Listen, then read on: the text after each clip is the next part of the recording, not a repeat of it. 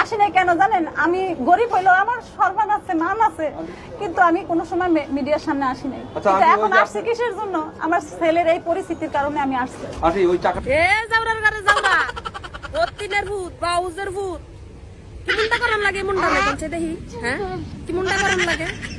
বাউজের ভূতে কয় আমার মার আমি জীবনে মিডিয়া টানি নাই, এই বগা কাটার লাগে আনন্দ লাগছে। হ্যাঁ, তোর বগা কাটছে, তুই শরমে মারা তলে তলে হুইয়া না থাকবি, শরম লজ্জা মাটির তলে যাবি। গাঙ্গর বগা থাকবে তো কাটতে দিলে আমরা মাটি, সরি আঙ্গর তো বগা নাই, আল্লাহ দিলে করতাম।